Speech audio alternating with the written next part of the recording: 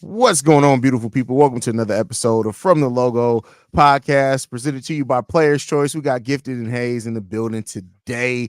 We got a bunch of topics to get into, man. And the title topic is the one that we're going to start off with today because it's what kind of everybody's buzzing around the NBA.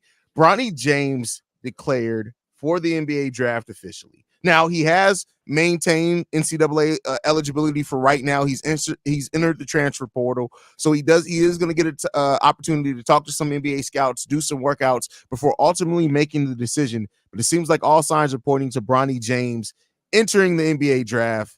Gifted, how do you feel about it? Well, first off, good morning / afternoon to everyone here. Thanks for following us on Players Choice here From the Logo. In terms of Bronny James, I don't think he's a good basketball player. I think there's things he does that are positive, but I think he needs a bit more time developing. I think with the new college rules, he can basically be eligible to declare for the draft, but still maintain his college eligibility if he were to come back for another season. And ultimately, I think he's just trying to see what teams currently think of him. But I do believe he'll come back for another year of college. I think he needs it. I think he's a smart basketball player, but in terms of being, consistently effective on both ends, I think he needs more time. I don't think that he's fully developed just yet.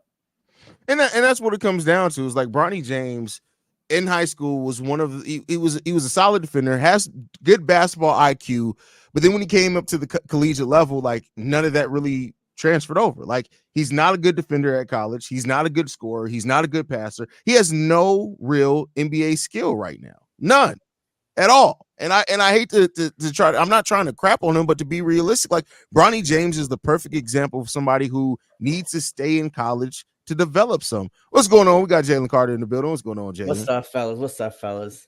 Showing up fashionably late. We see you. Last night was a little bit, had to recover a little bit. I was like, oh man, one of those.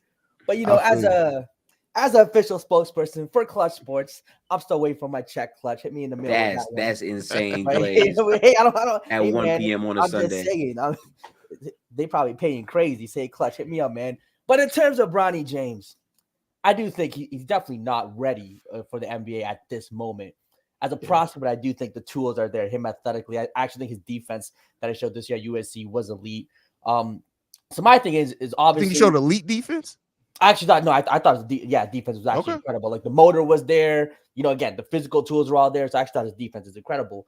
But I do think the only reason he get drafted to the NBA at this point is so the team could get LeBron at a a mid-level exception, minimum, whatever he would take to play with his son, right? That's the only kind of reasoning for it. In terms of his development, I mean, do we really think college is the best place for guys to develop now, especially with the money they're getting? Are teams really going to put all their effort into developing players or just winning a championship? I think it's more so winning a championship. So I do think of a team, if they really saw the potential in him, drafts him, maybe puts him in the G League. I think that's actually probably better for player development because, he'll be with NBA level trainers, coaches. They could really kind of develop into the type of player that he needs to be to contribute at the NBA level.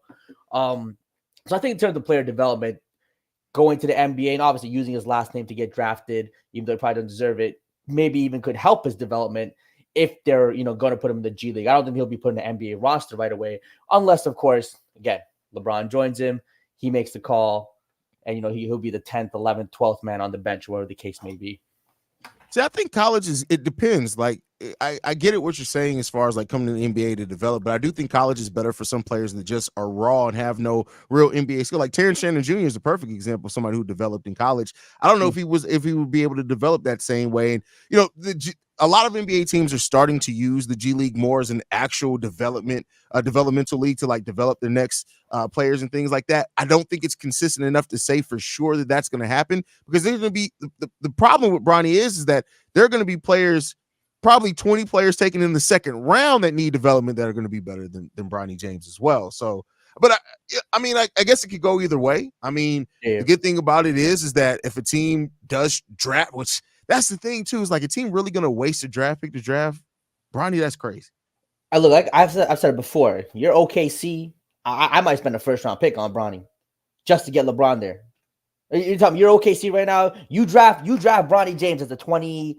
Let's say they probably get what 27th, 8th pick. I'm just saying, hold on. You get him at the 27th, 8th pick, and LeBron comes calling, hey, I'm good with you for the mid-level. You're gonna say no, a guy who's gonna give you 26, 5 and 5 at the mid-level, maybe the minimum. Man. Pair him with SGA, Chet, Jalen Williams. You're telling me that's not the NBA champion favorites? Bro, can you That's please in wipe 2K, your yes. knees? No, what is these? These are facts. These are facts. Can you please get off your knees? I know your knees must be in pain. Oh, hold up. The only knees that were in pain was McCutie last night. Don't get it twisted. We was I never think on his it's knees. I think it's so Hey, hold on. I have to clean her knees. We in the shower. I think it's baby. so disgusting for you to talk about LeBron taking a mid-level for Oklahoma City, who has resources and guys they're gonna have to pay. It's literally bullshit. You're not really talking why about would he take a right mid-level now. to play with his son? He literally said Why would he take a mid-level? Well, hold on. He literally said in an interview he would do anything to play with his son. He might take a minimum. Man worth $1 billion. And then he also walked it back. That's not true, and you know that. You just glazed because you're a LeBron fan. This is crazy. Fine. You don't think a guy worth $1 billion is going to give up? No, 40, he's not taking a mid-level. No, this is crazy. He might take the minimum. I'm telling you right now, he might take the minimum to play with his son. That is. Jalen saying some crazy stuff, but Elliot right here, you can't name 15 players in the draft that are potentially better than Bronny. I could probably name 50 players in the draft that are better than Bronny. What are we talking about? It's a weak draft. It is a weak draft. No, see, when they say it's a weak draft, people mean that it's weak in the sense of star level talent. This is not a weak draft as far as 5, 8, 10-year vets who are going to play and contribute on a team like that. Like to say that there aren't 15 players in this draft better than Bronny is asinine. Yeah, they're definitely better than Bronny. Yeah, that's a little bit of a reach, Elliot. Shout out Elliot though. That's definitely a reach. Definitely but you reach it too. You're talking about LeBron taking. You're talking about LeBron taking a mid-level contract. First off, I don't know if you know how the contracts work. OKC has guys they're gonna have to pay. First off, it's just so asinine to even bring up because why would LeBron go to OKC just for the chance that his son might get drafted there? He already walked it back. He already walked it back saying that that's not exactly the case. I just want to be here for when he's in the league, so he doesn't have to be on the same team. And no NBA professional team, especially if you're Oklahoma City, is going to sign LeBron James on a mid-level. LeBron James will never be playing for a mid-level in his NBA career. At no point has he ever done that. At no point will he ever do that. There's no way that he opts out of $50 million to leave Los Angeles to play 1 year on Oklahoma City with his son. It doesn't make any sense for either team. That would never happen. I think know that. No, that's the thing though. We don't know that. We do know you that. You don't know what a father is willing to do to play with his son. That's a completely different thing. You talk about kind of these basketball reasons and all that, and that's fine. It's not basketball. You're talking about a fantasy talk though. It's not a fantasy talk. A mid-level for LeBron James. Explain how that would work. The minimum. I'll say it right now. If LeBron takes the minimum to play with his trash ass son, that's crazy, bro. Like that would. Hey, you a father? Hey, you a father? Are you a father, right? Yeah, absolutely. Okay. Yeah. So if you had, I don't know if you have sons or daughters, but if you had a son, he was in the league. Both. Okay. You had a son, he's in the league. You've made millions, billions. In your heart of heart, you wouldn't take a minimum to play with your son, something that's never been done in the First NBA? of all, listen, I'm from a military family. We cutthroat. If my son sucked, I'd be saying you need to stay your ass in exactly. That's another thing. I'm a millionaire. You're not. Go get yours, bro. Like that's what I was saying. Ronnie's a millionaire though already. He get paid in college. He's getting paid like $7 That's true. million. That's very true as well. Yeah. That's very true. So like, but yeah, for it.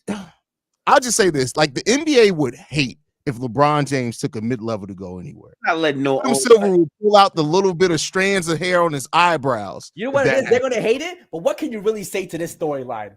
It's not going to happen. Father of a son leaves $50 million to play for a minimum to play with his son. What are you going to say to that headline? You cannot hate the man. You cannot hate the man for that headline. This is literally a fantasy conversation we're talking about. We're just trolling. This is real life. We aren't. Listen, Jalen is on this hard, bro. Between that and people saying there aren't 15 players better in this draft than Bronny, I'm at a loss right now. I'm telling you right now. If I'm trying to have actual basketball conversation. If I'm the Boston Celtics, if I'm OKC, if I'm Denver, if I'm like one of the top 5, if I'm Milwaukee, I'm drafting Bronny in the first round to get LeBron James. All right, bro. Next At the topic. mid-level minimum. Next topic. Next I'm topic. telling you, that's easy. Next We're gonna topic, draft next some topic, unknown next kid in topic. 2018. We have spent a lot of time on Bronny. Oh, Let's we can move on. It's everybody's talking about. I wanted to talk about him, but let's move on. Joel Embiid. We talked a lot about Joel Embiid and how healthy he was going to be upon his return. The Philadelphia 76ers are in a 4-game winning streak right now, 3 games in a row since Joel Embiid has come back. He's averaging in his return in the 3 games so far, 28 minutes per game, 27.7 points per game. He's averaging 1 block per game, a steal and a half per game, 7.3 rebounds. I need that rebound number to get up. 50% shooting from the field and 45% shooting from 3-point range. Is this sustainable? Is Joel Embiid really back, or are we going to see him getting hurt again? Like, I did not expect this Joel Embiid to come back this soon after injury. If we did see this Joel Embiid, I didn't think he'd get in rhythm like this up until maybe to the playoff start. But Joel Embiid's really hit the ground running in his return. Jalen, how you feeling, brother? I mean, look, Joel Embiid's absolutely incredible. Come back from that injury, come back right away, give you that many points, that efficient in that many minutes. Look, Philly, dangerous. I don't care. I mean, Joel Embiid getting back to it. He's going to start playing 30, 35 minutes in the playoffs. He's going to give you 30 a night. He's going to give you the rebounds, going to give you we've already seen how Maxi's looking better too. Just with Joel Embiid on the floor, Maxi's getting better looks. He's playing with a little more confidence. You got Oubre out there doing this thing. Everybody just looks better playing around Joel Embiid. It's just like, when you got your best player back on the court, all right, we can make a run. We can make a move. We can win this game. So having Joel Embiid on the court completely changes this team. I think, again, I wouldn't be shocked if they take out any of these top seeds. If Milwaukee loses them, would not be shocked. Boston, a lot of things would have to happen right. But again, they win a few games there, sneak or 2. I would not be shocked. So Joel Embiid coming back, got to give credit to Joel Embiid. And look, if he was healthy the whole season, he'd probably be the MVP. This Luka versus Jokic thing, the way he's been hooping, he might be the MVP if he was healthy all season. Yeah, he drastically makes the Sixers a much better basketball team. It's saying something too, because he's still very rusty. Like, he's still not in shape, and he's still performing at a pretty high level. He's making the jobs of his teammates a lot easier. So he's able to really raise that level for the Philadelphia 76ers. Right now, they're in a spot where every game matters. They're fighting to try to make it out of the play-in with all of these other teams. And potentially, we could see a matchup where they might face a Boston or they might face the Milwaukee Bucks in the first round. So getting these reps in now as much as they can, even though they're still not a fully healthy team, is pretty important. And he's been playing lights out basketball, still. So seeing him come back and really work himself in a rhythm, I'm hoping that we can at least see a very good productive series from him, because normally what happens is in the first round, he's able to perform or not perform or get injured.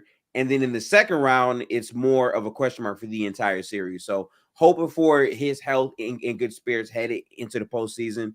It would be insane, because what people have talked about is, what if there was a reality where they're able to skate by the Heat, beat the Celtics, then they play the Heat in the finals. Maybe the Pacers upset the Bucks in the first round, right?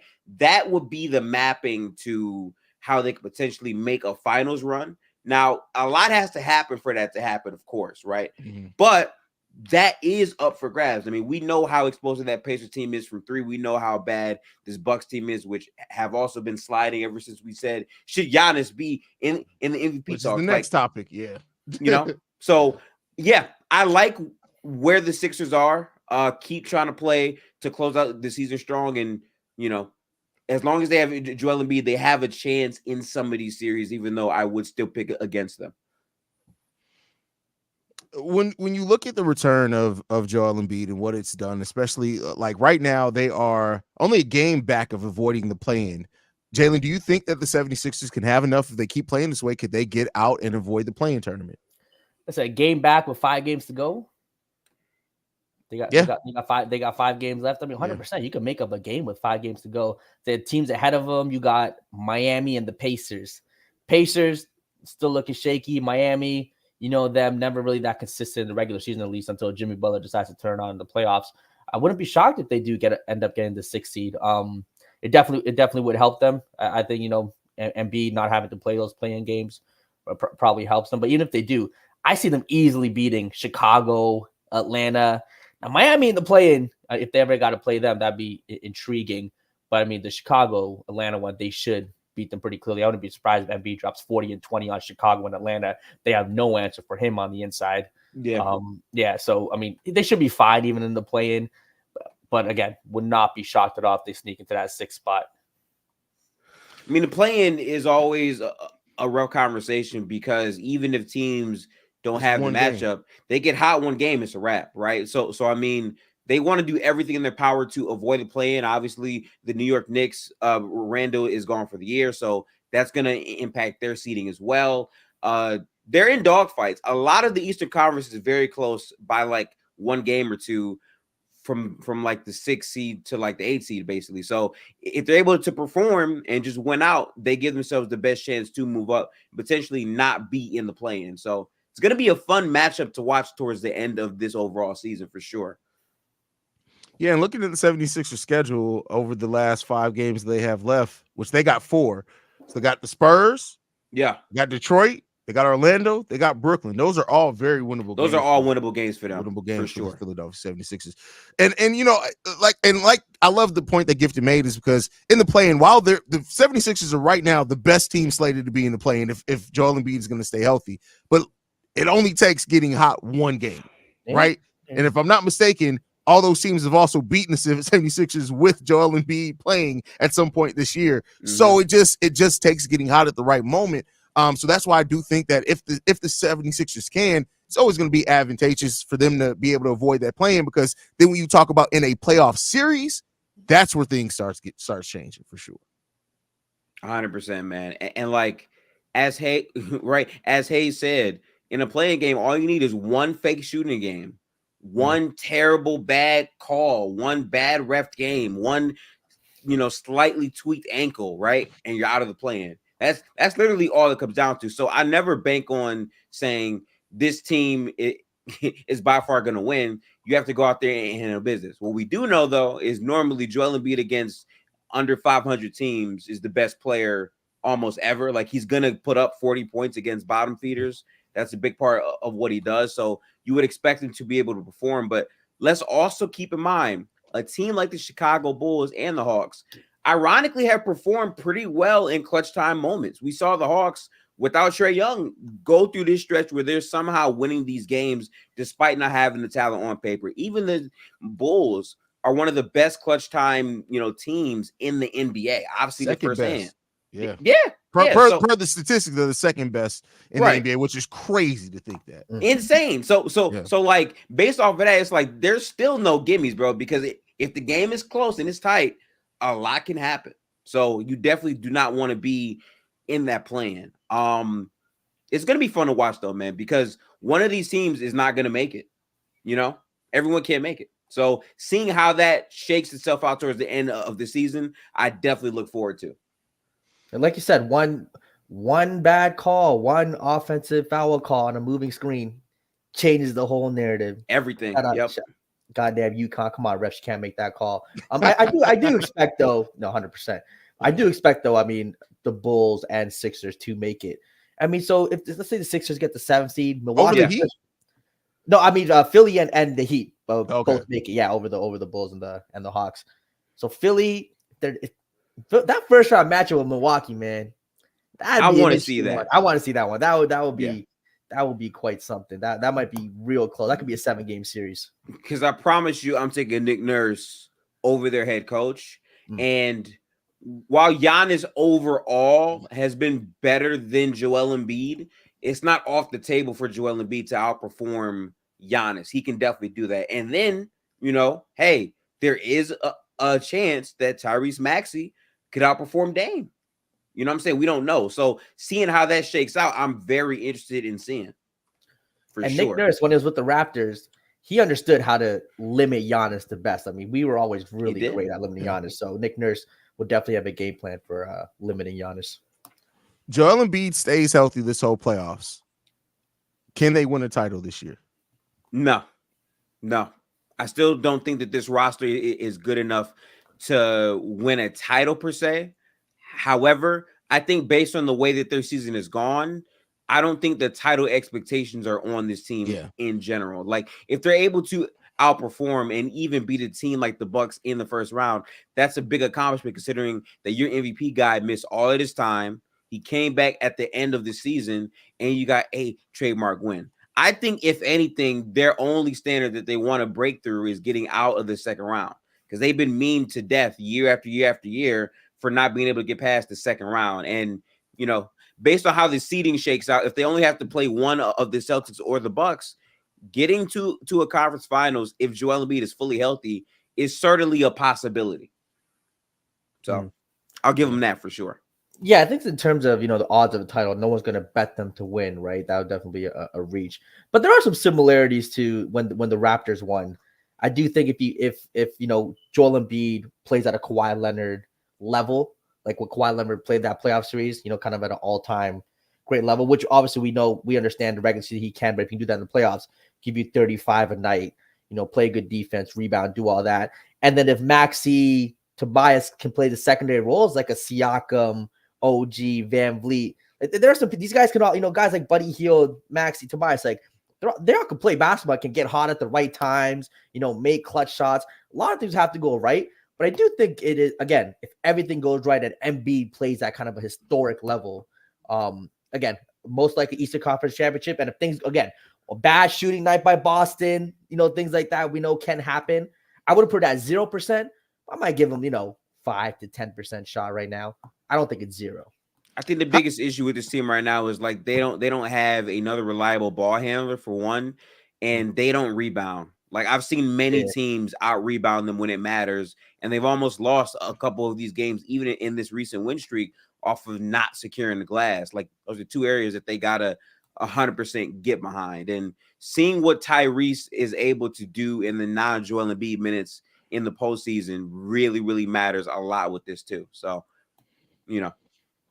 how important is it for what the 76ers are trying to do this offseason with, we've talked about it. We had a couple of weeks ago, we had it was the title topic, like Joel Embiid, Paul Reed, Tyrese Maxey, those are only players that are going to be basically under contract for the 76ers this year. Next season, I should say, that after this offseason, how important is it that they do get that stigma of getting out the first round off their backs to potentially attract those free agents that they want to, trying to reportedly lure Paul George to come to the 76ers, things like that? Do you think that a deep playoff run could be important to kind of changing players coming to Philly this offseason? Honestly, if I'm thinking about this rationally, I don't think that that's going to matter as much in players' heads, mainly because regardless if they make it to a conference finals and don't win, it's still going to be Philadelphia. I think the city, number one, matters the most, and then how close they are to winning in terms of how they go out, right? Because it's not like they lose in dramatic fashion, but it's always, damn, game 6, damn, game 7, they can't edge themselves over the top. I would argue that some free agents might say, okay, well, this team has not gotten past this point. If I'm on the crew, if I'm on that squad, we can actually go further beyond the second round. So their playoff success, I think, is more so a organizational thing that they want to overcome more than the thing that's going to be the difference in landing a key free agent. Jalen? I mean, in terms of playoff expectations, if they lose the first round against Boston or Milwaukee, I mean, sure, we'll talk about it a bit, but I do think they're playing with house money just because Joel Embiid is coming back from the injury. And again, we do think overall Boston's a better team. Milwaukee, again, I mean, Shepon was mentioned in chat, first round, Damian Lillard is different. We'll see how he steps up in that situation. Again, I don't think anyone would be too shocked if Philly's still expected to lose in the first round if they play any of those guys. And again, when you're playing with house money because of Joel Embiid's injury, they have not to lose. I'm not too sure how much playoff success will impact this season. In terms of free agency, I think it definitely help if they win a first round. Sure, a guy like Paul George might see that. Hey, Joel Embiid, MVP level player, join him, maybe take him over the top. Wouldn't be shocked there. But I think if they lose in the first round, just with the way Embiid's been able to play the past couple of years, it'll still be an attractive destination. I think Philly, again, a city in general, it's not Charlotte, it's not Cleveland. People will look at Philly as a place to go just because I think that city just has more to offer too. Makes sense. All right, let's move into the next topic. These disappointing ass Milwaukee Bucks. Three losses in a row to Washington, Memphis, and Toronto. Big Toronto. That's a crazy 3-game losing streak to have. Doc Rivers has had comments on it. He's kind of fed up. He's called it inexcusable. What do you guys think about this losing streak that Milwaukee finds themselves in? It's bad. It's at first I was like, you know what? It's end of the season. Maybe they're just cruising into the playoffs. I was watching that Raptors game. It is bad. Like, there's no way. The way the Raptors have been playing, there's no way you're gonna let RJ Barrett look like a phenomenal player. Quickly was doing his thing. Again, good players. Kelly Olynyk was doing his thing against Milwaukee. Gary Trent Jr. They made him look like an all-star shooting guard the way he was shooting the ball. Wide open looks. That defense was not good. The rotations were off. They weren't closing out on shooters. Obviously, no Giannis. I understand that, but still had Middleton, Brook Lopez, Damian Lillard out there. Yeah. Lillard played fine. He was definitely trying to carry a little bit. Even his kind of playmaking. There's a lot of times he forced up a couple shots where he had the guy that was open.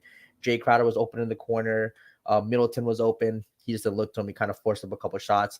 But that defense, especially without Giannis, it is so bad. So Giannis definitely hides a lot defensively, and it definitely showed in that game how important Giannis is to their defense. Man, I've been saying it all year, man. They're just an inconsistent team, no matter how you slice it. Without Giannis, without Dame, they just have these inconsistent moments. I remember when they blew out the Suns with no Giannis, they were like, "Oh, see, look at this team. Like Dame can be very, very good." But if you watch that game, they were still playing horrific defense on the Suns on the other end. The difference is the Suns couldn't capitalize. They were still leaving shooters wide open. They were still having possessions where Dame was, for whatever reason, in the paint trying to play defense. Like, it just doesn't really work out that much. And I feel like their liabilities on the perimeter makes their defense have to overreact and try to overcompensate, which leads to them, being taken advantage of in many different spots. Like, the way that they guarded the three-point shot is still terrible. So I feel like even when Giannis is back, while he can make some of that look better, I still feel like for a full series against an elite team, it's going to be difficult for them. Now, their offensive execution in terms of their ceiling and their firepower is going to be bigger than a lot of these other teams when it comes to it. But getting to that point, and especially if they're in a series that's a grinded out type of series, this is why they're susceptible to losing and not going far in the postseason. And the fact that Doc Rivers is saying it's unacceptable, he has to say that, of course, but as a head coach, I feel like some of the choices and decisions that he makes is unacceptable. The lack of adjustments against the Lakers, which is another game that they lost, I don't think LeBron played. For you to be up by that much and give up a 24-7 run at the end of that game with no real adjustments or roster changes, it's kind of crazy. And it just makes you really think, like, what do the Bucks do if they get punched in the mouth? Are they a team that's going to be resilient? Like, are they going to counter? Do you trust Doc Rivers if the Bucks wind up being down 2-0? You know what I'm saying? Like, no, I don't. And that's the problem, Ace. And the thing, and like Doc, at some point, right? And I'm not saying it's all on Doc, but like at some point, when are we going? I feel like Doc keeps getting passes. Keep in mind, I'm a little bit harder of a judge than Doc. He's from Chicago. It's a little bit harsher of a judge, but Doc gets this credit. And I feel like the Celtics run, which I think people forget that he had one of the best assistant staffs there. Tom Thibodeau ran that defense like a defensive coordinator in football. At some point, we got to look at Doc and say, is he truly the coach to get over the hump?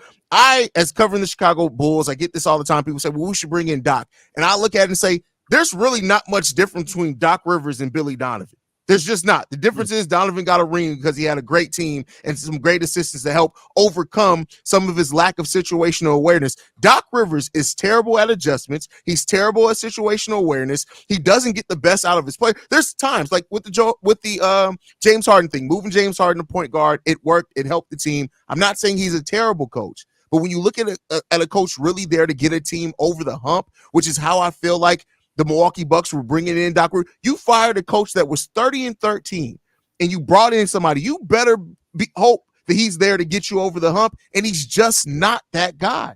He's not that guy. No, I agree. Yeah, it's just again the whole Doc. I think Doc Rivers been living off that Boston ring for a whole decade now. I mean, and I do think he underachieved with that team too. Even though Kevin Garnett did get hurt, should have probably won a couple. The Doc Rivers problems definitely huge. Back to what Gibson said too. That perimeter defense quickly was beating those guys every single time. Yeah, man. You get their free throw line every time. RJ Barrett had to step out of it. RJ Barrett isn't even that quick. He's not a guy who blows by guys. Like he was blowing by guys in Milwaukee. So yeah, I mean, with no Pat Bev out there too, I guess, even though him defensively hasn't been, I guess, quote unquote, the old Pat Bev, Malik Beasley and Damian Lillard are probably the worst backcourt defense in the league. Like you have to rely on that for a series against teams that can be super explosive. Against Maxey? Oh man, those guys. Maxey might put up 35 a game on those boys if they trying to guard him. He's getting to the foul line at will. So that perimeter defense definitely needs to get fixed up, or it's going to be a very short offseason. And shoot, if Doc loses in the first round, does he leave? Does he got to get it? No, got to get him out of here. No, that's the problem. He's sitting for $40 million. That's crazy. No. That is so crazy. And there's already a built-in excuse with this roster in general. First year of Dame Giannis, they had injuries. They couldn't really all the way properly. Doc comes in halfway in the season. Like they have so much pre-built-in bail for them that they're going to convince themselves that, okay, we can still make this work.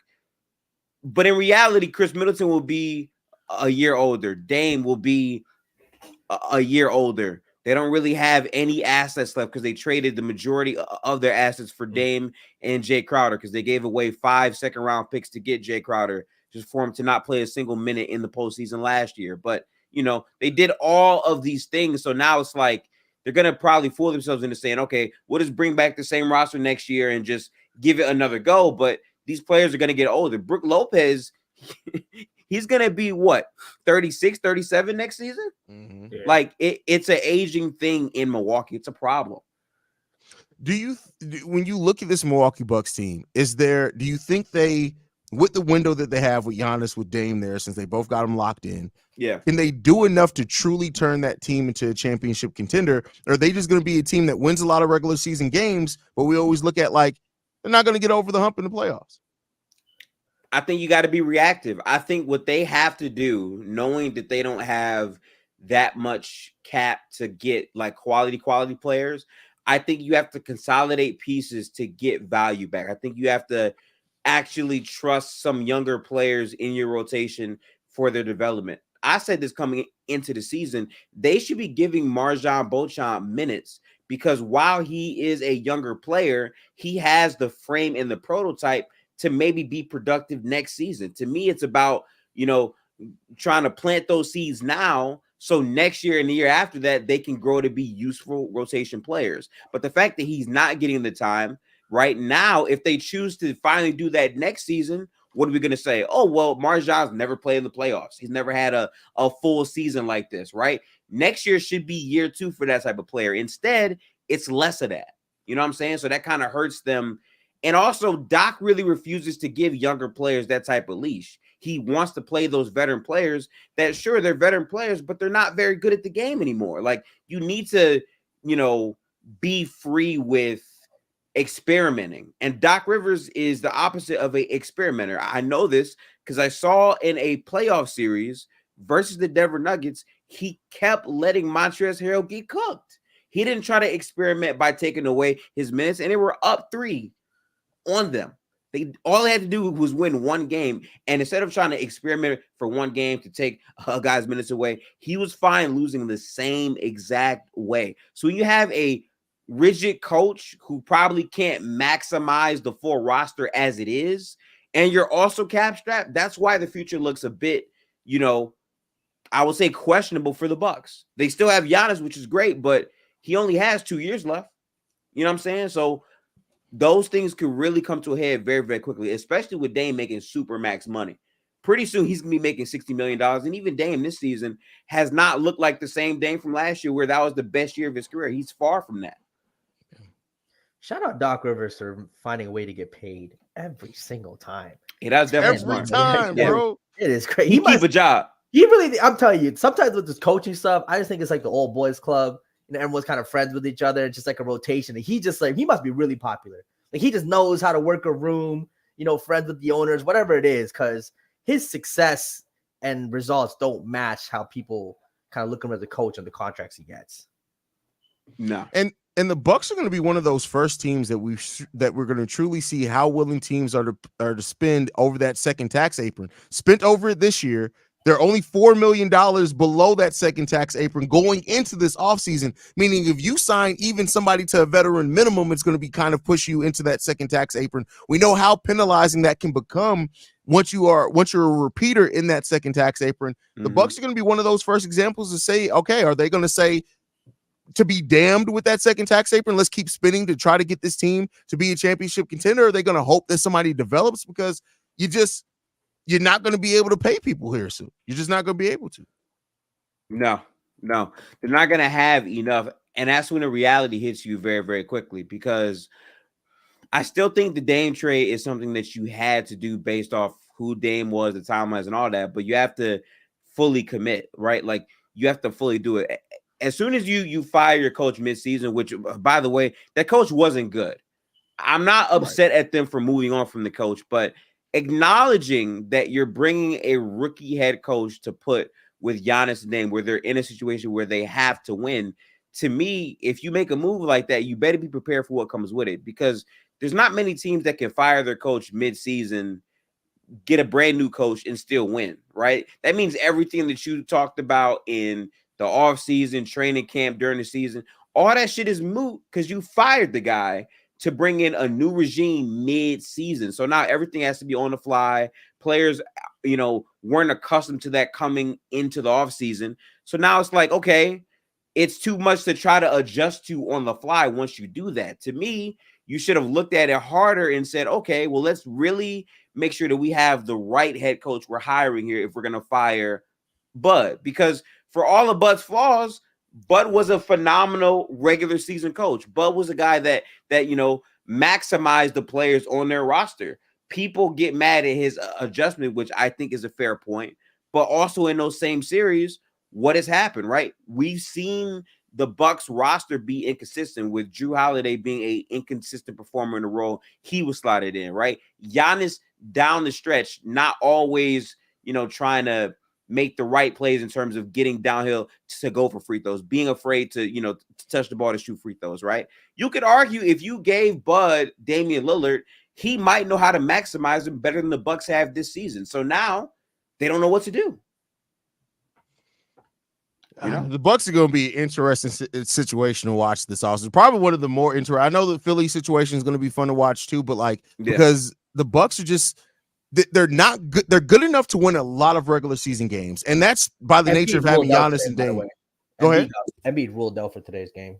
Oh, it is he? Okay. For the Knicks, right? They're facing the Knicks. I believe so. Is the Knicks today? Check. Philly. Shoot, San Antonio. No, they're playing San Antonio. Okay. That's probably why he sat out most likely. But you can't take that because I saw the Spurs go band for band with the Nuggets. So I mean, Yeah, you'll see what happens with that one. But yeah, watching the Bucks and what they do and how reactive they get, especially if they fizzle out early in the playoffs, is gonna be really interesting to watch. I know, Dub's not here. I want to speak for Dub, but I know he said multiple times before he could see the Milwaukee Bucks blowing it up. I don't necessarily think that after 1 year of them being together, but I mean, they may need to do some serious retooling just by the nature of how close they are up into the luxury tax of the second tax apron on that. Yeah, and I think you made the best point of all these points, right? We saw how reactionary they were when they fired a coach for a team that was 30-13 when they fired him, right? Yeah. So if they were that reactionary, imagine if it's a first round upset, how reactionary they could be then, Like, they really want to keep Giannis, and they're trying to do everything in their power to appease him. If they fail again, they might shake something up again drastically. So I can't even rule that out. Jalen, how drastic do you think the Milwaukee Bucks can get this offseason if they fizzle out in the first round? I mean, I think Gifted touched on it first. I just don't know how much flexibility they have with Dame on that supermax, basically, I think, unmovable with the way he's been playing. Brook Lopez getting older. Giannis on basically a supermax too. Once you have two supermax guys And then you It's kind of feel like you difficult. still have that. Yeah, that Middleton contract is still there. I think Bobby Portis is still making a decent little chunk of money there too. Mhm. I just don't think they have the flexibility to add a significant piece. I mean, essentially for them to make a big move, I think they would have to get very lucky in the draft and just kind of hit on a guy that no one expected and him being a contributor next year. I just don't see them adding, a guy of any substance as a free agent, unless maybe even if a vet takes like a minimum or somebody takes the mid level. I got to see what's even going on with their mid level exception if that's been taken too. Not yet because they haven't repeated this. Oh, they haven't repeated. This Okay. may be the last year they have their full mid level exception though. Next year, if they repeat again, they won't have it in the following. Okay, yeah. So the full mid level is that what 12 mil a season, something along those lines, I'd assume. Something like that. Yeah. In today's NBA, 12 million a season is not getting you, an insane player, right? 12 million a season might get you. I don't know what's 12 million a season getting you this season. An Io DeSumo, if that, like I don't know what 12 million is really getting you. A Grayson Allen, I think maybe even him, he might get like a $15 million deal for somebody. So I just don't. They might be locked in with this kind of core group and some Vetmin guys. I just don't see them making any significant offseason moves because of the constraints they have. Yeah. Anything left on that gift before we move on, brother? Pray for Bobby Portis' knees. That's all. Bobby Portis is such an important player for them too, man. And when you think Like about they need him. the story of Bobby Portis going to the Milwaukee Bucks, the fact that he called up Giannis Antetokounmpo and said, "I think I can help you guys," and after having a pretty solid campaign on his rookie contract with both the Bulls and the Washington Wizards, it just seemed people just didn't believe in Bobby Portis, and he's turned into such an important player off that bench for them. So, yeah, I think Bobby Portis is just good defensively. He doesn't give a ton of effort. He can definitely work on that, but offensively, I mean, he's a bucket. Rebounds really well too for his size. So I mean, he's definitely a key piece for this, especially when Giannis is out or guys are out. He definitely steps in and takes on the scoring load. I wonder if there's any lineups they could do with him in the starting lineup. If maybe Giannis, Bobby Portis instead of Giannis, Brook Lopez. I wonder how that starting lineup would work. Interesting. It's interesting. I think you miss Brook Lopez. What? Brook Lopez is a solid rim protector. He's turned himself into a really solid rim protector. But yeah, he is. I mean, depending on the matchup, you may have to try to get creative as best as you can, especially if you come up against a team with maybe that's a little bit smaller up front. That could be something that they go to find a little wrinkle there. So definitely.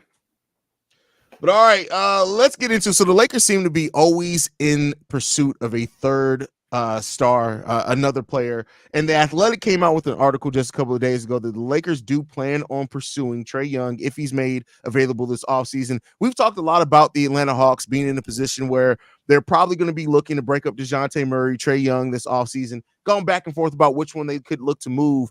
But if the Lakers were to make a serious move for Trae Young this offseason, is that enough to really move the needle for the Los Angeles Lakers? I'm of the belief with the way the Lakers are constructed, I think the best way to build teams now is 2 max guys and to surround them with, very good pieces, guys who are in the 10, 15, 20, $25 million range. I think I prefer 2 $20 to $25 million guys versus a third $50 million guy, because you just become so restricted. Then after that, you have to fill your roster with such minimal minimal pieces around them. And the way, I think if you combine D'Lo's contract with Reeves, right? I think that's basically what Trae Young makes. It's like D'Lo's at 20, 25, I think. Reeves is at 10, 12, something along those lines. I think Trae Young makes more than that. And I think those 2 guys are more valuable than Trae Young. Trae Young as a piece defensively is not going to give you much. He's going to give you obviously good 3-point shooting, great playmaking, passing. I think D'Lo, he's giving you great 3-point shooting, good playmaking, passing. Reeves gives you good playmaking, passing, big shots. I don't see Trae Young necessarily being an upgrade, especially if you have to give up Austin Reeves and a D'Lo to make the salaries work. So I don't know if that'd be the best move for the Lakers. Again, I think this roster is, again, kind of dangerous in the playoffs. We'll see how they play. If anything, I would just try to add a wing defender or even Anthony Davis. Yeah, wing defender for sure. But even Anthony Davis has asked for a center to play beside for so long. Like, he just doesn't enjoy playing center. So maybe getting a stretch 5 or a 5 who could just really, guard other centers, be elite at that, especially going against Jokic. I think that would be, better pieces to attack versus getting a third star like Trae Young, who doesn't really fix the deficiencies of your team, because the deficiency of the team is not scoring. Like, I think this team can score with the best. So I think it's defense. They're definitely getting beat up there. They have plenty of playmakers. I don't even think it's playmakers, because you have LeBron, Reeves, D'Lo. I think all very capable playmakers. So I think they just have other needs they should address over getting Trae Young. And I think it's interesting to point out too, part of the reason why the Atlanta Hawks, outside of just fit, because we talk a lot, we focus on the basketball aspect here, but outside of just the fit, is that the owner of the Hawks does not pay the luxury tax, and they not even the second, much less the first apron, not the second apron. So they're going to definitely try to avoid paying that luxury tax as much as they can. Moving Trae Young in the right situation does help that, or DeJounte. Go ahead, Gifted. How you feeling, brother? Oh man.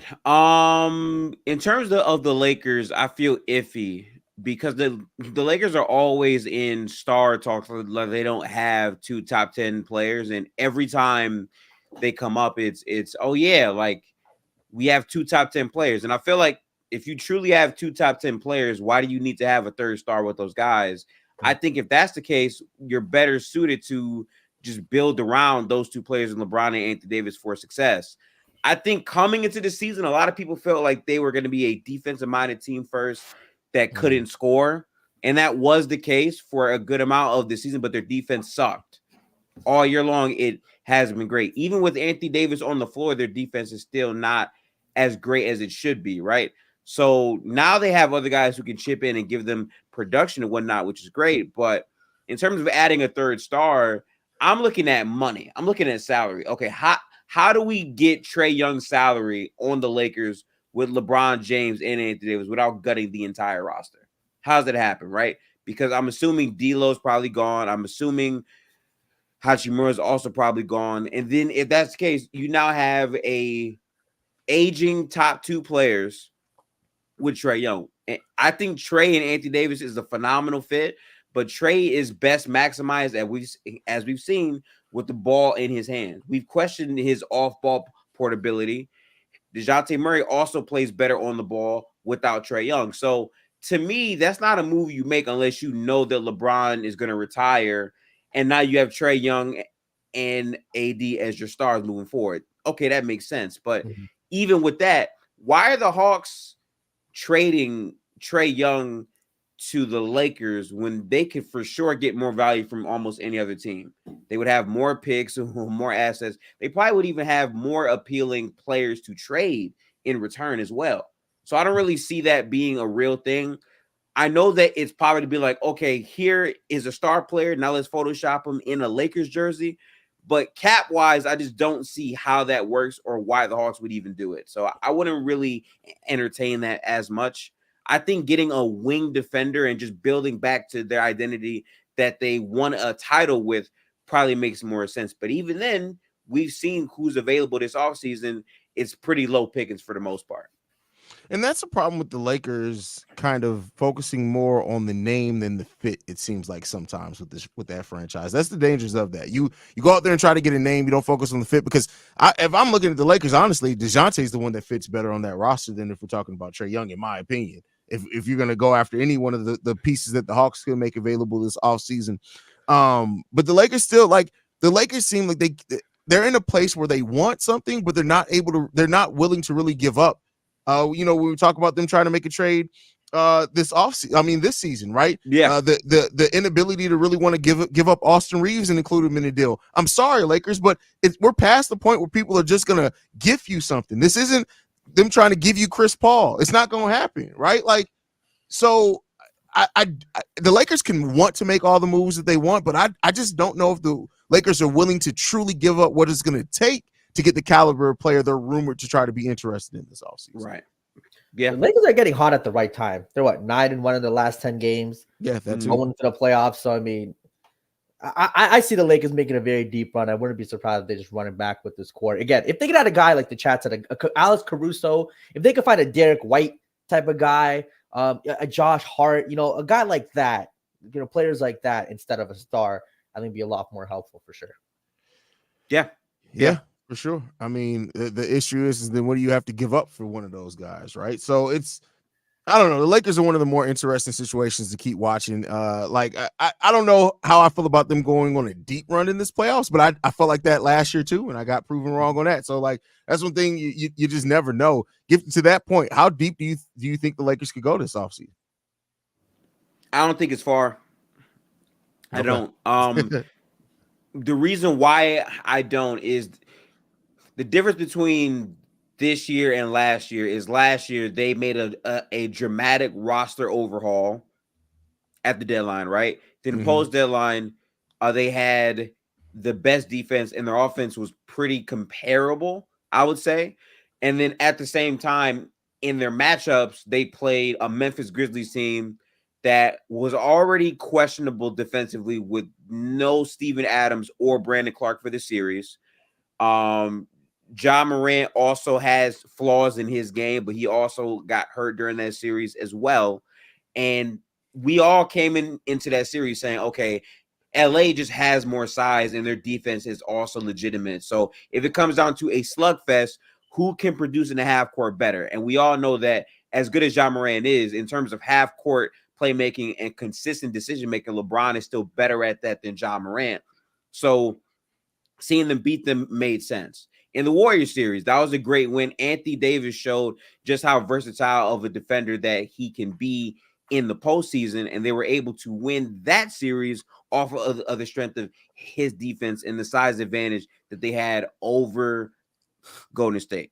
Also, with their players being pretty much unplayable and them not really having a true two-way threat and not having like a real size like five to actually like catch lobs and give vertical spacing because everyone else was pretty much not effective. He got to the point where Steph had to run high pick and rolls with Gary Payton as the lob threat because Looney is doing the Kobe pump fake shit all game long, right? So then after that, they play Denver. And after those first two series wins, people are like, okay, this should be a pretty close and competitive series. And then they get swept where every time the difference is Jokic or KCP in the 9 Jokic minutes dominating them or Michael Porter Jr. hitting backbreaker threes, right? So I feel like when I look at that track record and then we fast forward to this season, Darvin Ham is still the same coach. We don't trust Darvin Ham. I don't trust Darvin Ham. Lakers fans every game complain about Darvin Ham. A lot of people feel like their season would be different if Darvin Ham wasn't a coach. But then those same people will tell you that they're going to make a deep postseason run with Darvin Ham as the coach. It doesn't really make much sense to me. And I also feel like the competition that they're going to have to go through this year compared to last year is drastically different. If they have to play OKC or Denver in the first or second round, that is a much harder opponent than a second seed Memphis Grizzlies, right? Like they're just there's way more complete teams than what they had to play in the first round, especially Denver. So because of that, I don't see it. Also, another big difference, they were able to make the playoffs as a 7 seed team, right? Golden State wound up being the 8th team.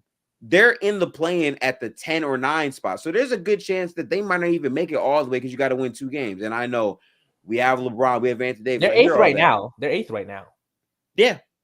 But like we still have games to close out the season where the Suns, like they have to basically win out to not be in the play-in. You need the Kings to, I believe, lose 1 game. And I think they need the Pelicans to lose 2 games. And look who they play. They play 1 more game versus Golden State on Tuesday. That's for that tiebreaker.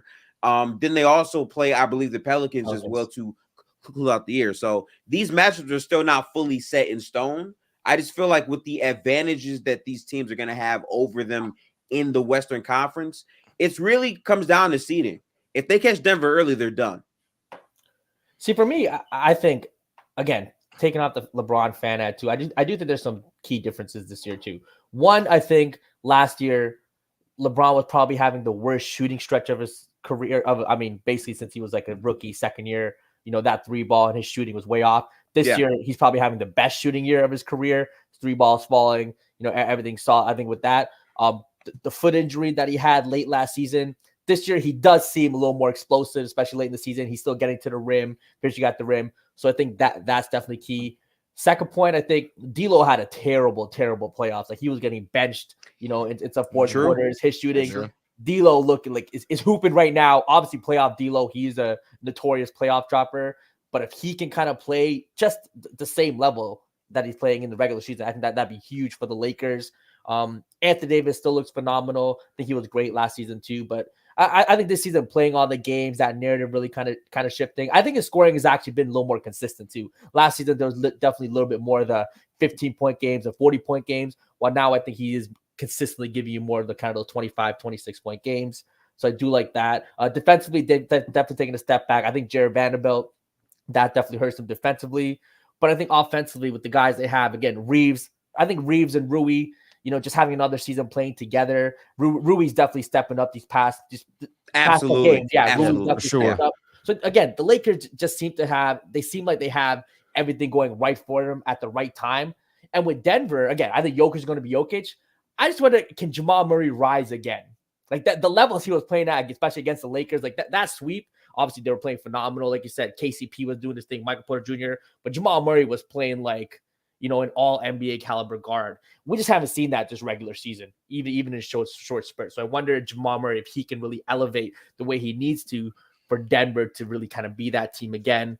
I think the Lakers, again, I think they can make the Western Conference Finals. Everything goes right, can make the finals. It just seems like everything's going right for them. The players are peaking at the right time.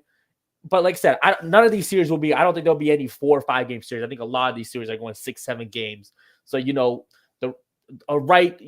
couple possessions go your way, you can win a game 6, a game 7, a game 5, really turn the series. So I think the Lakers, along with a lot of teams, all have a shot this season.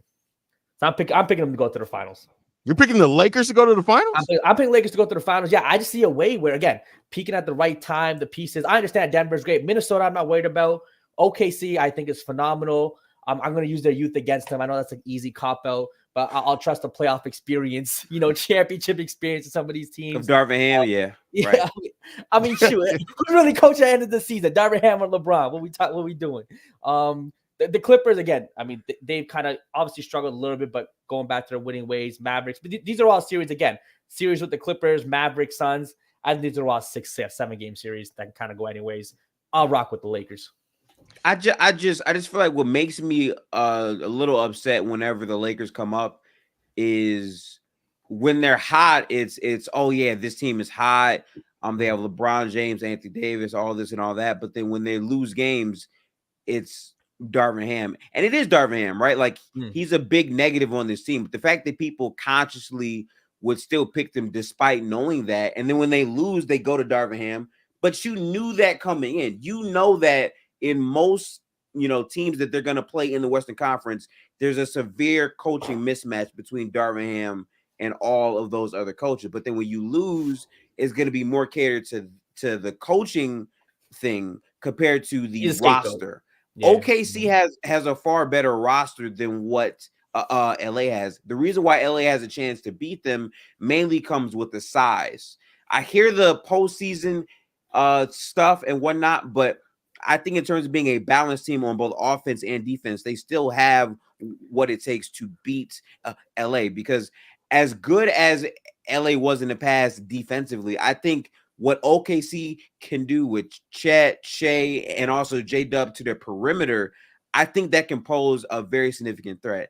And my bigger thing is this: regardless if you don't believe in OKC, you don't believe in Minnesota, we know what Denver is. Denver and the Lakers have played the same game 8 or 9 times, every single time, where it's close. They sit Jokic early in the fourth quarter. LA cannot win the 9 Jokic minutes. He comes back in, and they just dice you up and they pick you apart in the last 2 to 3 minutes every single time. And to me, there's no adjustment that's going to change that from happening yet again, unless you're saying Denver's not healthy. So to me, I don't see them, overcoming all of these things to beat Denver, especially, again, if they have to play them early where there's no injury stuff popping up in a random series or there's no fatigue coming in. If they play them first off the cup, they're going to beat LA. I don't see what the argument is for them to actually beat Denver.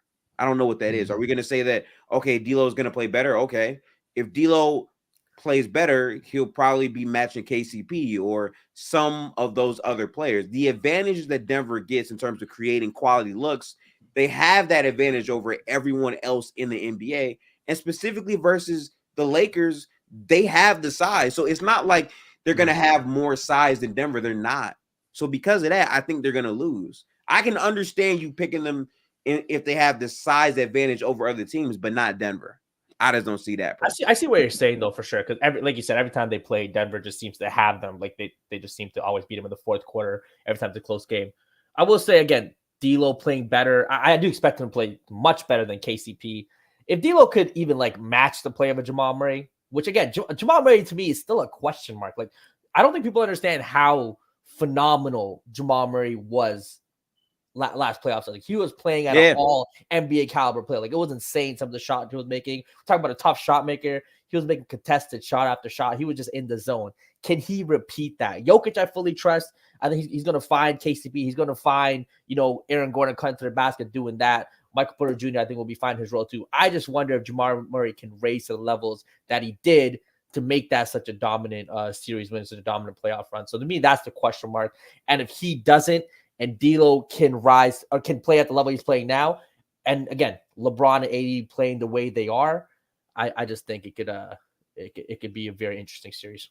Is it not a bigger question mark of D'Lo performing in the playoffs more than Jamal Murray though? Because we've seen Jamal Murray do this in multiple postseasons now. We saw it in the bubble the last time he was healthy. We saw it last postseason as well, and even earlier before the bubble. He's just been a playoff riser for the majority of his career, and specifically versus the Lakers, he has the advantage to do so.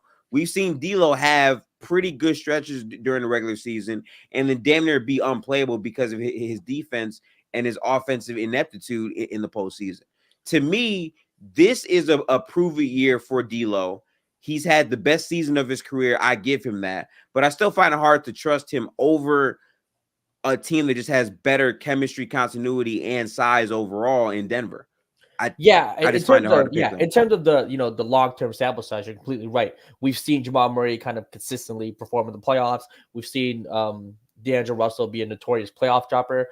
I just think if I'm going off this season, that's what I'd probably have to say. If this season is the change for D'Angelo Russell, that will be it. And with Jamal Murray, I mean, I just think this has been one of the worst regular seasons for Jamal Murray in a couple years. Like he just hasn't looked like the Jamal Murray of old to me. The explosiveness quite isn't there. Obviously, he's been in and out of the lineup too. So to me, Jamal Murray, again, if he steps up, I wouldn't be shocked because he's what he's done. But coming off of, like I said, one of his worst regular seasons of the past couple years, I think he's a bit of a question mark.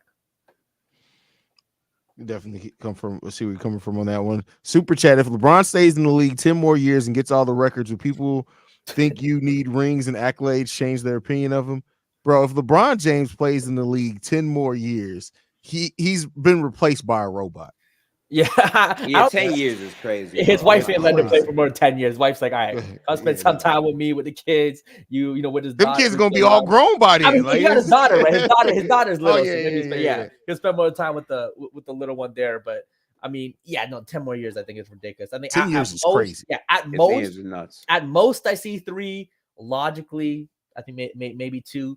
At some point, it's just like you have all the money you probably have other interests. Like I said, athletes, you do it for 20-some years. You have other interests you probably want to do. You've basically done everything you've wanted to do in the NBA, accomplished. Again, it's except if he wins another ring, or let's say even if he wins another 2 rings, I don't think people are changing their minds. Like I'm going to think he's the GOAT regardless if he loses or wins. People who have Jordan as the GOAT are going to still think Jordan's the GOAT if he has 6 and LeBron has 6 because of the whole time period when he did or whatever the case is. I don't think it changes the narrative of much. People are basically locked in on their opinions. I just don't know how many opinions. Which is hey, you probably have Jordan as your GOAT, whatever, or gifted. If he wins another ring or 2, does it change? Does the GOAT argument change for you? I feel like with the GOAT argument, what's gonna really determine it for a lot of people is the success in terms of championships for LeBron compared to MJ.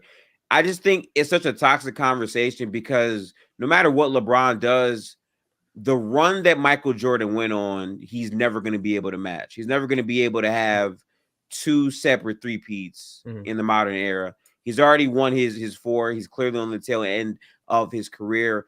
Him playing 10 more seasons, I'm not penciling him in to perform at this level for 10 more seasons. Maybe 2, maybe even 3, but not a full 10. And even then, with the roster construction and the flaws of the front office for LA to put a very good team around LeBron James, even then, he's not going to have the success. So I don't think for a lot of people that would change. I'll say this, though. In terms of longevity, he'll have the best argument to have the longest longevity of any player to have played through 3 eras, from the Bush administration all the way here to TikTok. Like, that's a dramatic shift. You know what I'm saying? So he'll have that.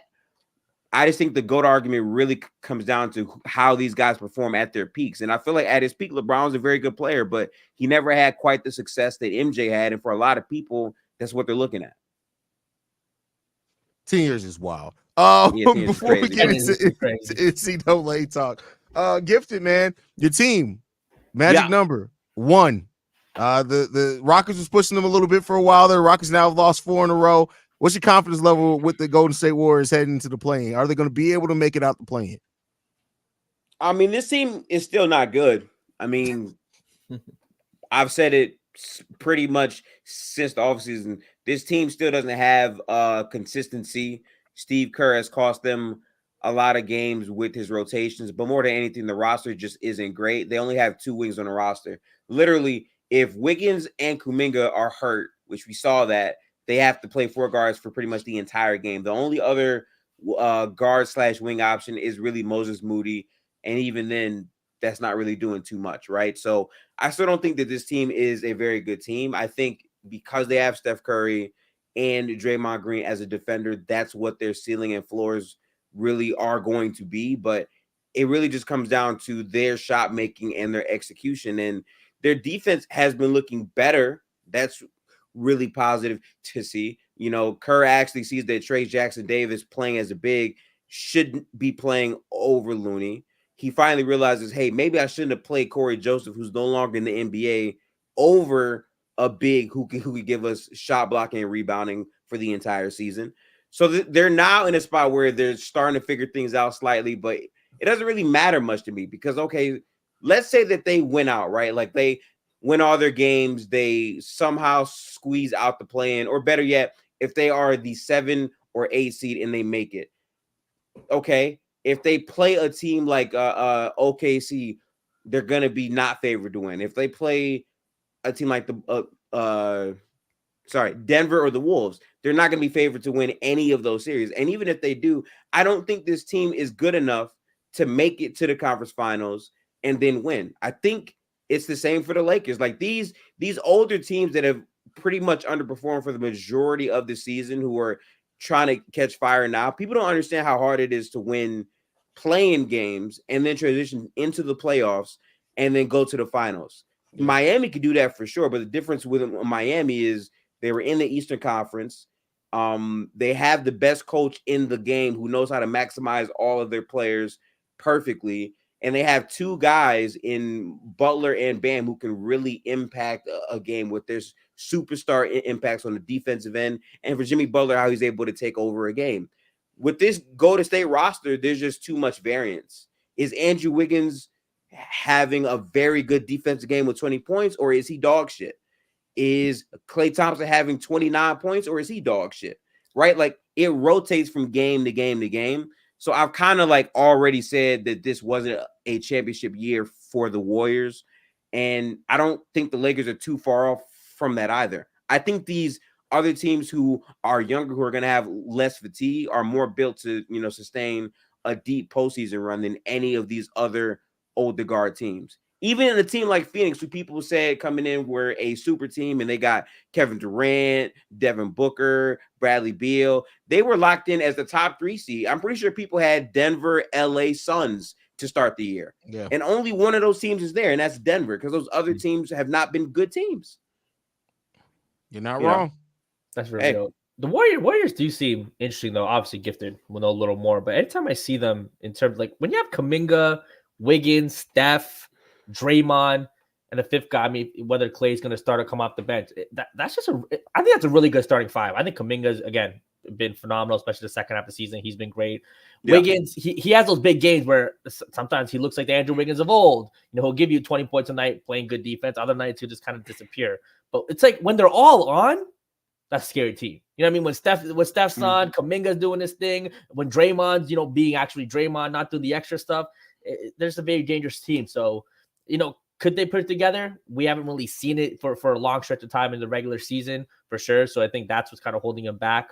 But again, they're going to be the playing. If they win their playing games and they make the playoffs, it'll be a fun series. I don't think they're getting swept. I don't think they're getting swept by any of the other teams. I think they can put up a fight.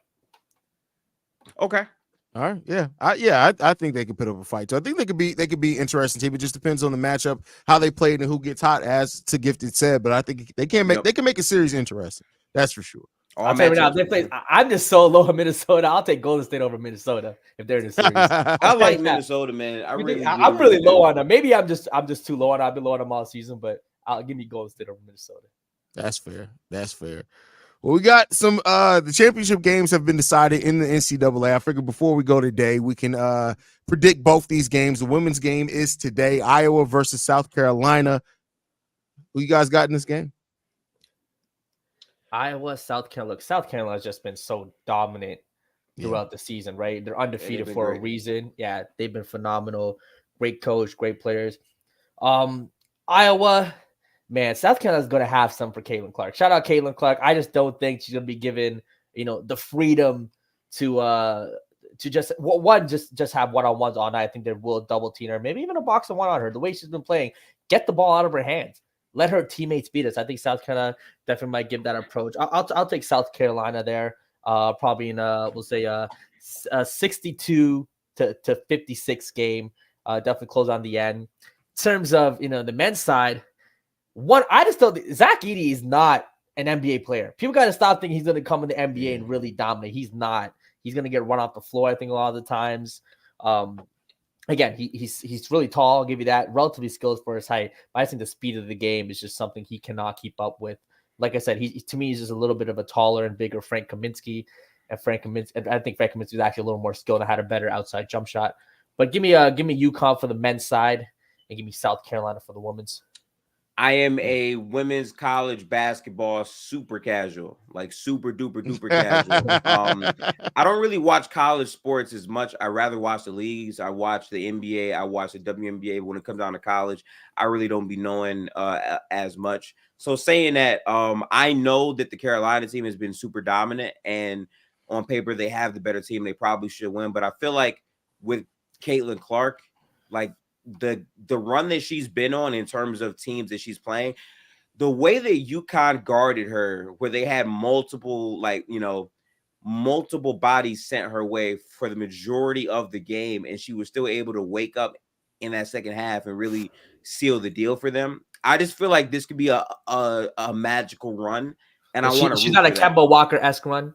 Yeah, I really feel like she could really go out with a bang, especially with like all of the records that she broke in her final year playing. So I'm gonna just say Caitlin Clark. I want to see it. I know that last year they lost to LSU in a similar type of situation where they had the better team, but I feel like her counters in terms of still being productive in the second halves of these games and the game being at least close enough is huge, because even in the game versus LSU, Caitlin Clark didn't have it going early, and her teammates were able to hold the storm until she got it going. Same thing can be said for the UConn game to me. So I really want to root for Caitlin Clark, so I'm gonna go Iowa, but I do believe the other team is a better team. But we've seen moments where you can have the better team, but sometimes you can still get outperformed, because that's what basketball is, right? Like, one player can have a dramatic impact on the game. And if there's a player to get the upset off, I'm going to lean with Caitlin Clark. But they're not a better team. They're not. South Carolina is the better team. But I think when you look at it, like, it comes down to how great is Caitlin Clark in this game. And she could have a transcendent performance there. I'm talking about like final game of her collegiate career for a title. I wouldn't be surprised if Caitlin Clark scores 40 tonight. I would not be surprised at it. And so I think it's like, you look at the better team. We're trained to look at the better team, but it's like, how much better can Caitlin Clark be than everybody else on the court tonight? And that's going to be the determining factor in this. And I'm picking Iowa to pull out of this game. I think Max brings up a very important point that people undervalue. Yeah, Iowa's bigs cannot get in foul trouble. A lot of the game with Caitlin Clark, because she has to do a ton of heavy lifting. She herself has to stay out of foul trouble, but those bigs have to hold up defensively at the rim to give themselves a good chance. You know, Camila Cardoso, yeah, you got to make sure Camila Cardoso doesn't get you in foul trouble. She can definitely get a few people. She's real, man. Yeah, she definitely real. Though she'd be averaging 20 on a lot of teams, but this team South Carolina just so stacked that numbers don't jump out the page. But she's real. I just want to quickly ask if you guys saw what Diana Taurasi said about about Caitlin Clark. She was just saying that there's going to be a reality check for her when she comes into the league. It's not going to be as easy. You're going to play a grown woman. But if you watch the tape and the tone, it wasn't like, hey, she's a phenomenal player. Yeah. But she was hating, like the hate for Caitlin Clark, man. Like she could have. There's again the way she said it. There's some animosity and hate. One, I do think with the amount of money these girls in college are making, with a lot of these women back in the day not seeing that money, especially in a professional game, I think there's a lot of hate there in terms of the popularity, the way the game has really kind of caught the national eye. I think there's a little bit of a jealousy there. I just gotta say, man, embrace it. Like it'll all trickle down. You know what I mean? Like one person becomes your face, whatever it is, it'll trickle down. But just stop with the hate there. And let this. You gotta embrace the new generation. This is such an important time period for the WNBA because like you have so many players coming into this draft and next year's draft that have legitimate star power. Yeah. We could very well see every team in the WNBA. And we got an expansion team coming up that's probably going to be Gifts' team. So we got that coming up. It's just that this is such an important time. You want to embrace it, but don't make no mistake about it. Somebody comes in with all the hype that Caitlin Clark has. I want to see those women try to go at her every single night. I want to see that. Yeah. So yeah. And like I'm a super casual, but the run that Caitlin's been on in terms of her college overall career, I mean, she's just been a dominant scorer, really good passer, can get where she needs to get to with the ball. I feel like it makes people mad because they feel like her ascension is being highlighted over other players, like maybe Andrew Reese, like Paige, because Paige, before the injuries, was the most talked about athlete coming in until she got hurt, right? Like she was the quote unquote Caitlin Clark before Caitlin Clark. I'm not saying she's as good, right? I don't really have a dog in that race. I'm just saying in terms of like the name and people really identifying Paige, because she was literally putting up triple doubles back then before she got hurt, right? Yeah. So I feel like with Caitlin, a lot of fame and acclaim is being put on her. She's the biggest athlete, not just in college, but even if you compare her to the WNBA itself, she's a bigger athlete than anyone there.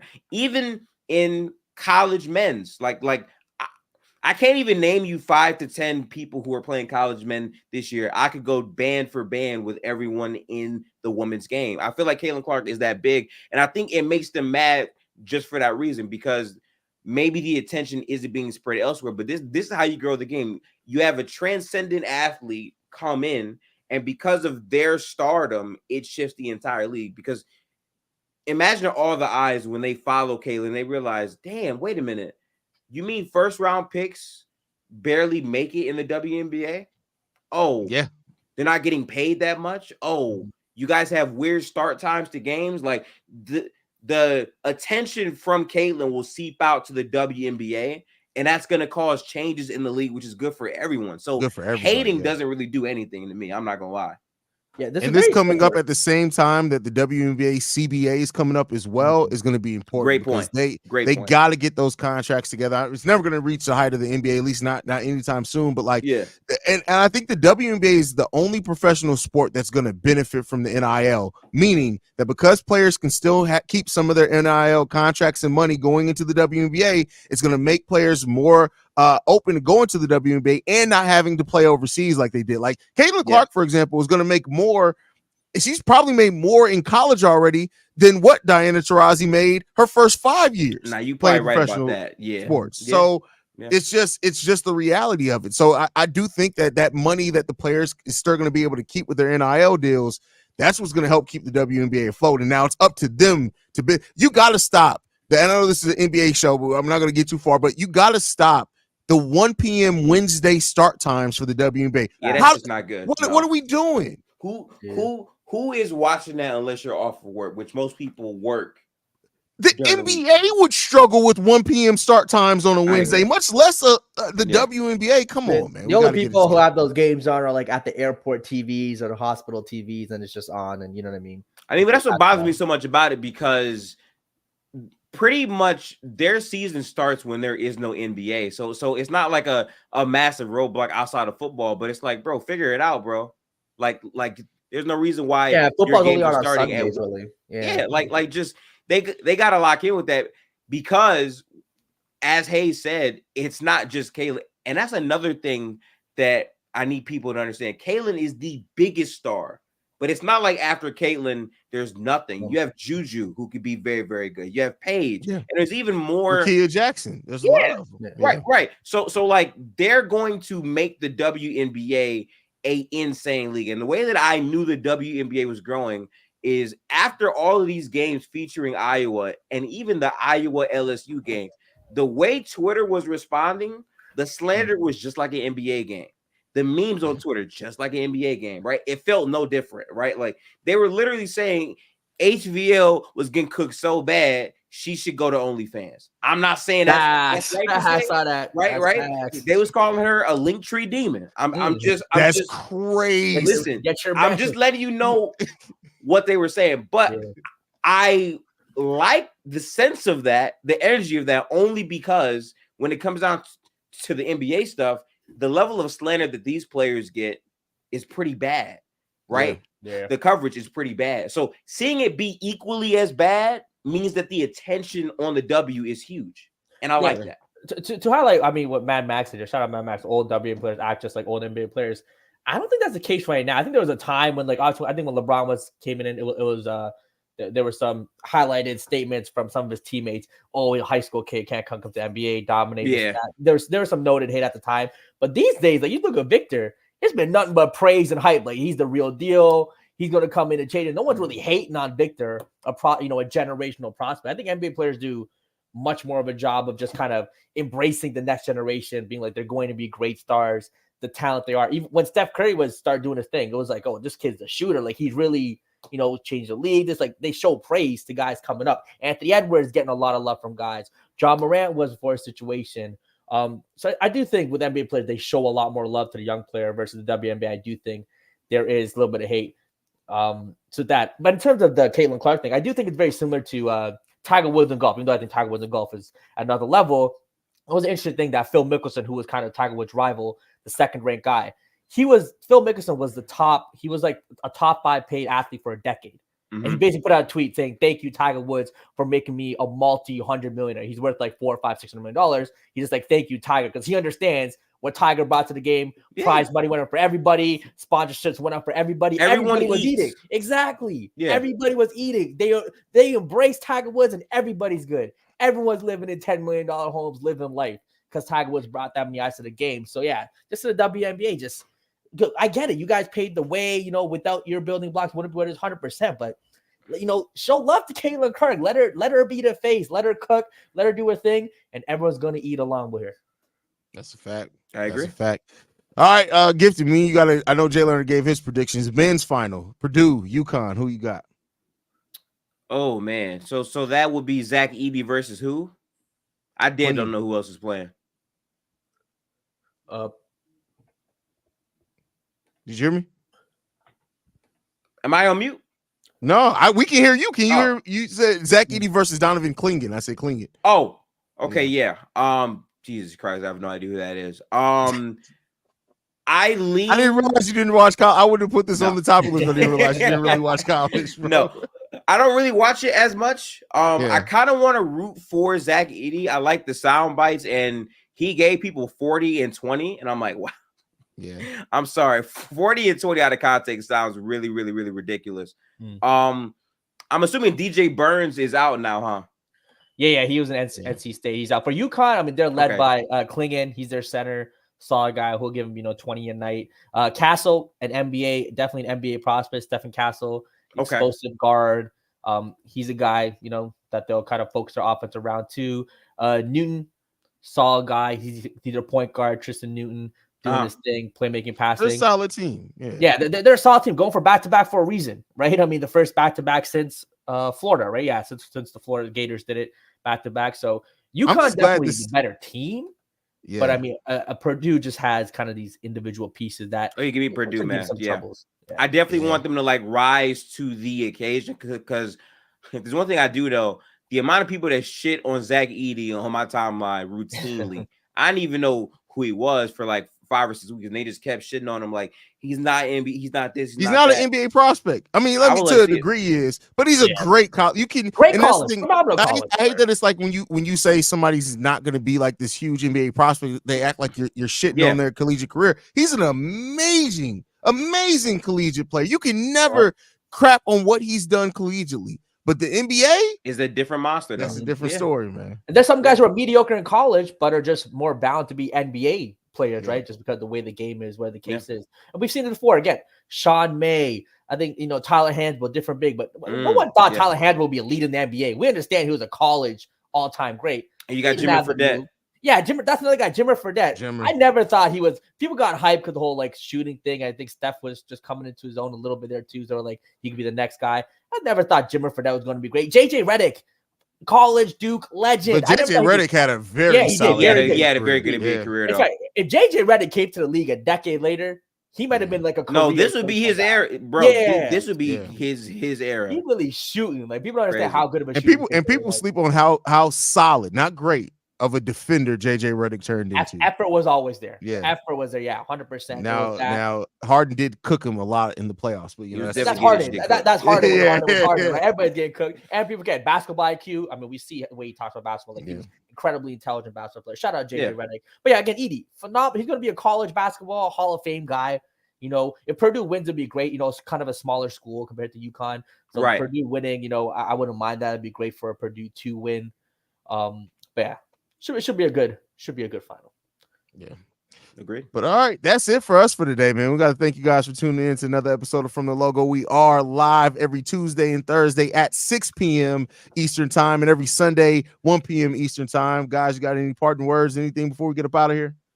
Yeah, we're going to be continually spinning the block as we get closer and closer to the postseason. Only a couple games remaining for a bunch of NBA teams. So make sure to lock in and keep joining us as we break down the NBA as we get closer to the playoffs and ultimately the NBA finals. Y'all appreciate the support.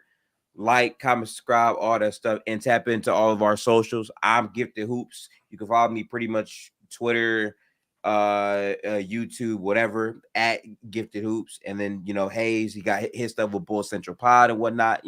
Make sure to come rock with us, man. Absolutely. Yeah, 100%.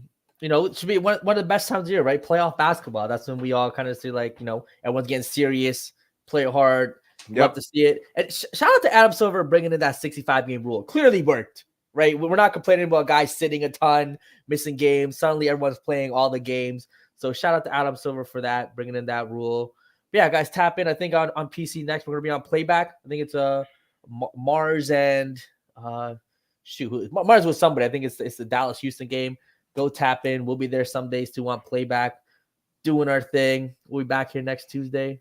Yeah. Oh, and a Masters weekend. If y'all golf fans, I'm telling you, one of the best weekends in golf. I mean, in sports. Masters weekend. I'm telling you, it is Masters Sunday. Even if you're on a golf fan, something crazy always happens, man. Something crazy always happens. It's also WrestleMania Sunday. I mean, hey, come on now. Tiger Woods is playing, baby. Even though Tiger Woods is past it, hey, still, it's always It's always fun when you get to see Tiger in his last legs out there on the golf course. Yeah. Facts. But all right, y'all, man, we are out of here. We'll see you guys again on Tuesday, y'all. Peace. Peace out, people. Have a good one. We'll catch y'all.